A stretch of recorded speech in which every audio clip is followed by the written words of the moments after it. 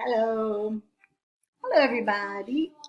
So, in case you missed the challah baking exercise the other day, I thought I would make a video for you, and so you can make your own really yummy Rosh Hashanah challah. And today, I'm going to do the film in two parts. One, making the dough, and then I'll do my couple of rises, and then I'll record doing the braiding in two different ways. Doot, doot, doot. So this special Rosh Hashanah, Jewish New Year challah is one that I made up last year. Probably exists in the universe, but bleh. And it uses orange juice. I use a no pulp orange juice and a really nice high grade. I like to use dark chocolate. So this will have a very sweet flavor, not just from the honey, of course, that you put in challah, but also from the chocolate and the orange juice. And I think it's pretty good. I think it's pretty good, and you will enjoy that.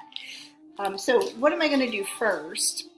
And you make challah, you're fine, but if you want to try to do it this way, I've had some good challah bakes in the last year and a half.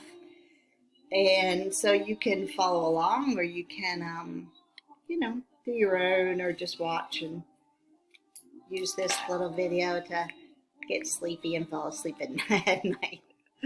One packet of active yeast. I put it in the bowl, the big bowl.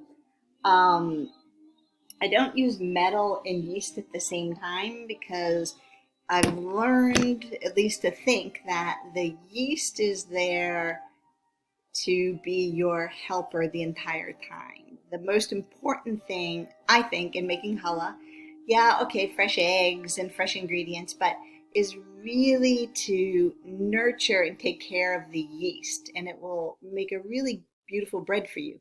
So you can do some kind of quirky things, but they work for me. So put your yeast in there. And then you want to put 1 teaspoon of sugar, because the yeast, as you know, is a fungus and it's kind of inert state there. So what you're doing is you're getting its first meal ready. Wow, it's amazing, right? And as you probably know, yeast has been around since the Egyptians were messing around making beer, and they noticed this quirky foam, and they took the foam off the beer making process, so goes the thinking, and they used that combination of the yeast and the bubbles, of course, producing carbon dioxide, to puff bread. Wow, that was such an amazing moment, I'm sure. Okay, I mix it up pretty well. And then what I do is I'm going to go over to my sink, and I'm going to fill a 1/4 cup of hot water. So I want you to use your sensory system to decide how hot it has to be. So what I do is that I'm already kind of schmutzy here. What I do is I put my hand in the water, and I pull it in and out as it's getting hotter. And just at that moment where I say to myself, ow, that is when I collect the water and put it in the yeast. So it's about 110 degrees at that point. Your body is there to inform you of when the yeast likes the hot water. I don't know. It's a really interesting relationship. So you can, if you're making it along, you can go to your sink. I'll go to my sink, and I just put, run the water.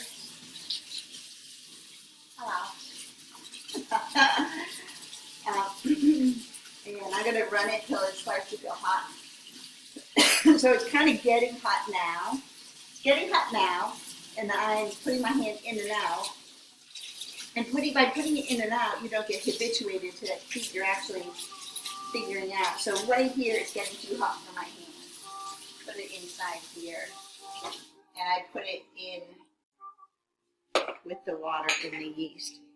Now, if you have a wooden spoon, use a wooden spoon to mix. I only use wood or plastic because it's warm.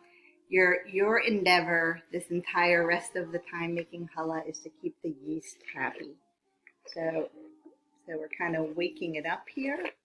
I'm just dissolving it just a 1/4 cup of really hot water. If you like to measure it, temperature about 110. And then I do something that's completely Carla Bloom thing, so I wouldn't recommend doing it.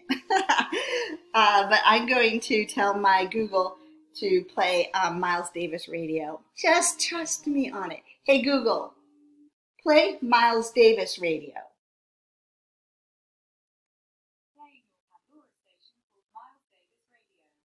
And then I put my yeast up against the Miles Davis radio. You're going to have to trust me. Maybe it has to do with the vibrations of that music intersecting with the yeast as it wakes up. But it does a perfect job of waking the yeast up. You can experiment with other music. Okay, so then what we're going to do is we're going to put together the other ingredients. And I'm going to use a smallish kind of dish because we're dumping this wet stuff into the big bowl with the yeast in about 5 or 6 minutes. Right now, by the way, I'm going to go over here, but you can see that I'm boiling a little pan of water. Can you see that? That's a good view. So I have a pan of water here, and it's boiling, and I'm putting it in my oven, and I'm putting it in a rack below, right? Below the rack where I'm going to put the bread to rise. And it's just going to create like a steam bath inside of there where it is going to be the perfect temperature for taking care of the first rising. So do not turn your oven on. Just leave that boiling pan of water in there doing its thing, and then you will have perfect temperature. Okay, so what are we going to put in here? We're going to put in a whole egg. So do you want to see down here?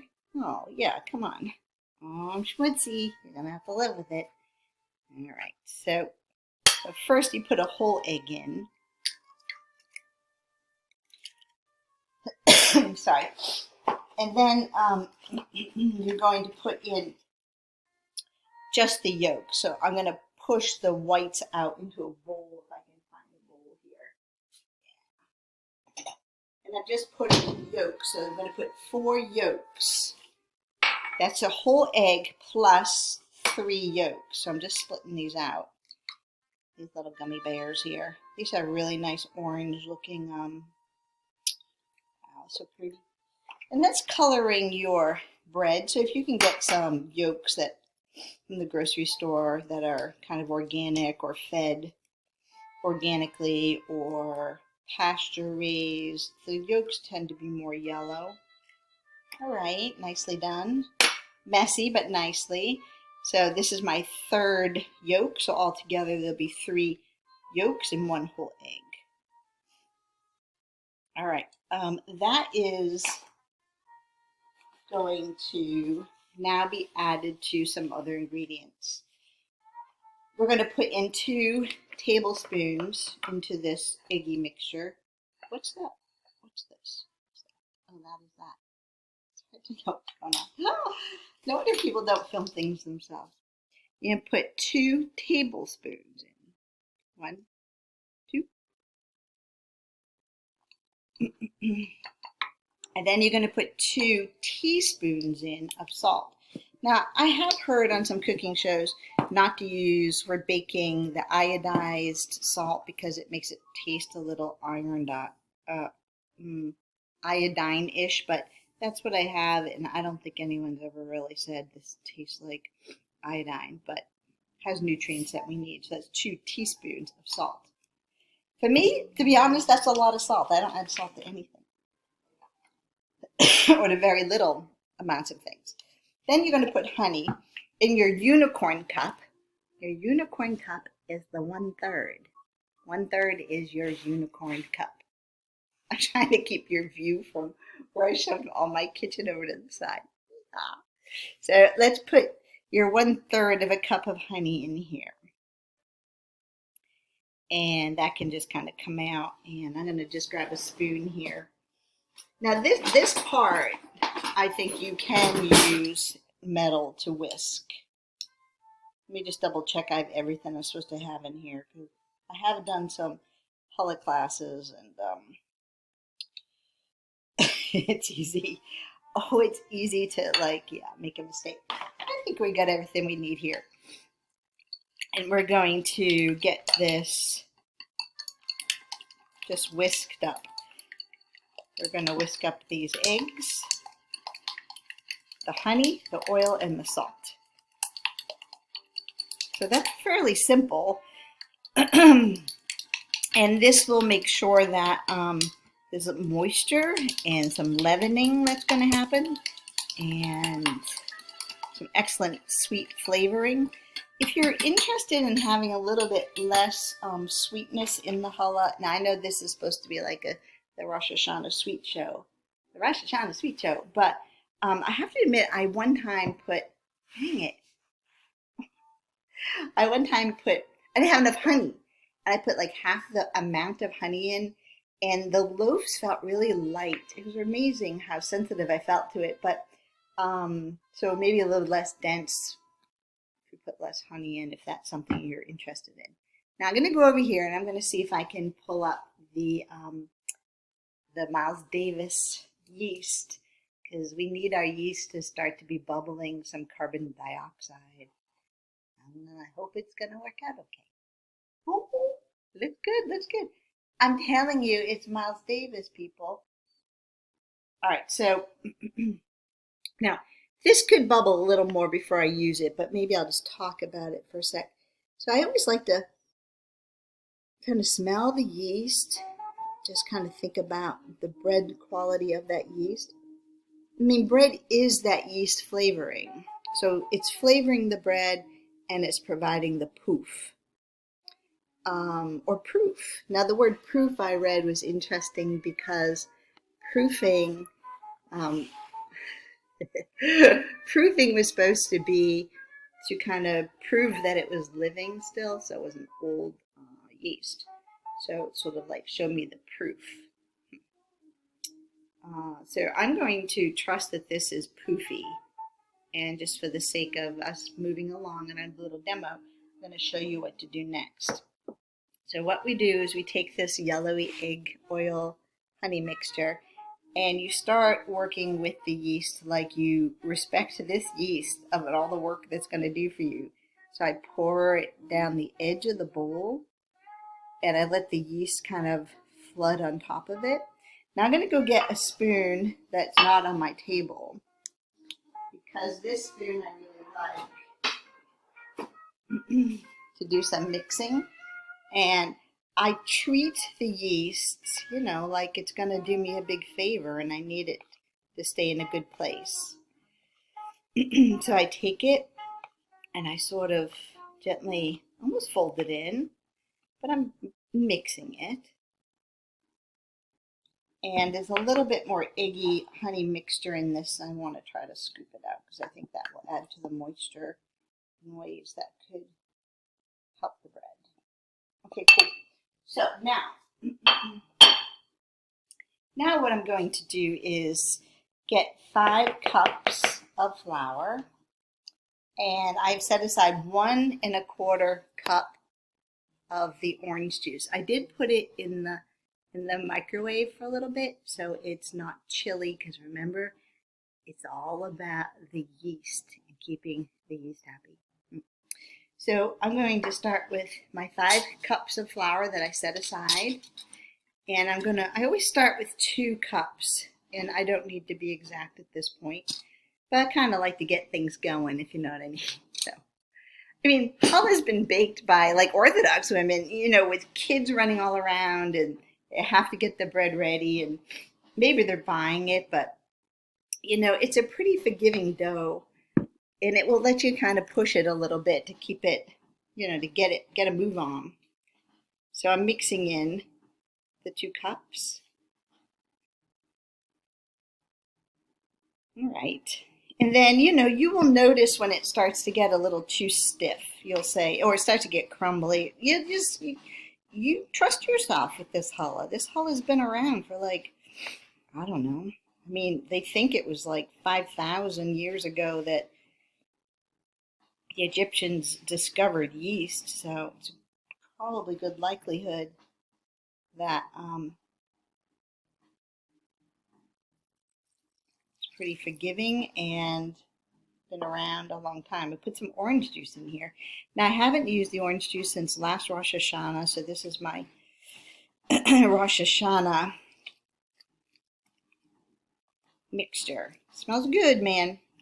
I would not be afraid to do this if I was you. Just get your orange juice out. I think last year I even used one. I put in like another cup of the flour, so the mom's cup 3. Now I've measured at 5, so I don't have to worry too much about counting. And you're just going to mix it, and then you'll just kind of think, oh yeah, my arm's getting a little tired. Maybe I should put in a little orange juice, so give this a splash.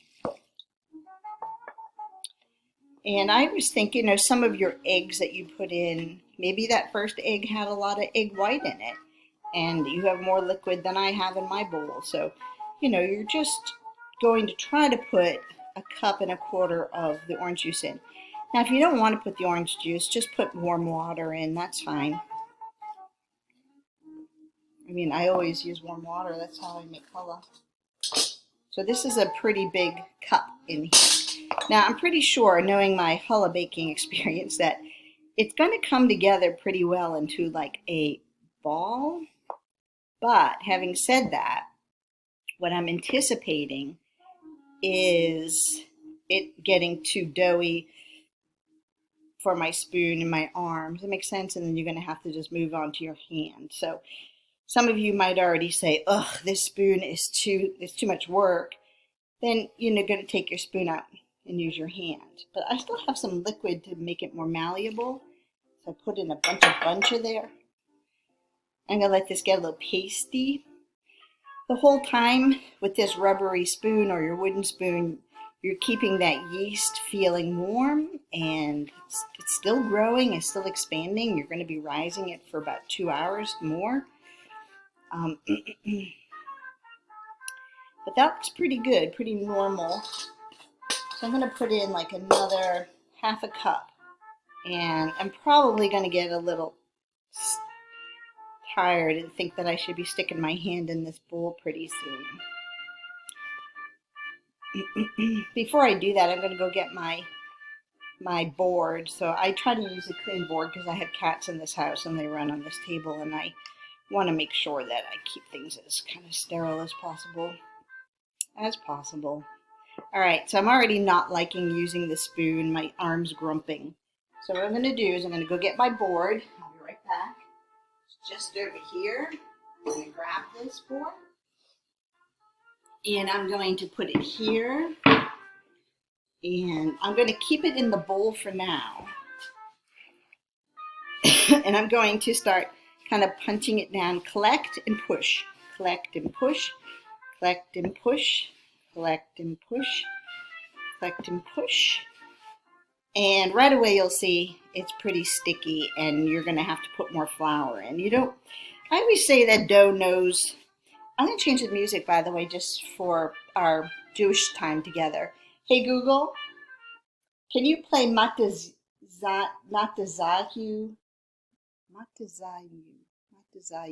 Boy,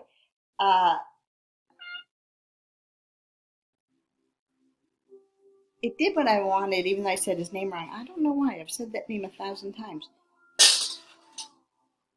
This is the song One Day.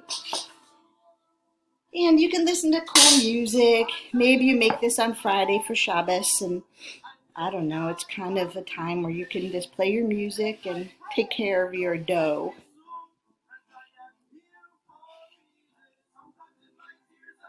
Matisyahu. I'm sorry, Matisyahu. What have I done? What have I done forgetting how to say your name in the middle of a challah bake? This is obviously clumpy and terrible, so I'm going to put a little more flour in here. And we're going to keep letting it eat. Now, dough always knows when you're nervous, so if you get a little nervous here, it's going to start to fall apart, or it's going to make you think it needs more flour. But you're in charge of this challah show, so it ain't time for flour until you say it is. My hand's already coming out a little cleaner. Yeah. So I would use this as a sign, put it on the board, and knock some flour. So now that I have it on the board, I can really control how much flour I can work into it because I can spread it out. One time I forgot to mix it on the board and it really made a difference in the bread, oddly. It wasn't as good. It didn't rise. I don't know, it was weird. So this seems to be what challah dough wants to do. Get pushed around on a floury board, and if you feel like your hand is still really gooey, that's not too bad, but I think we could put a little more flour in. But now you're going for a smaller amount because sort of the greediness of the dough, if we can call it that, will become apparent. So if you're doing this with me at home, just keep doing this and you'll be fine. We're almost done with this part of the whole challah making. So this is getting our dough ready. And the next part is I'll just tell you how to do the rising, and then I'll make a second video for the braiding. You can do it. You can do this every Friday. You have fresh bread every Friday. I have given this to people. They seem to like it. I don't know. French toast with challah. Have you ever had that? Come on, people. That's the way to do it. And especially this orange chocolate chip version is probably going to be really good. Okay, so I feel happy with the way this is responding to my hand. There's not a lot of stick, which means there's enough flour in there, so don't give in to it. If it's willing to turn over and to roll and get pushed down and not turn into a huge blob in your hand, you're okay. It's pliable. It smells good with that orange juice in there. All right, I'm feeling pretty happy with this.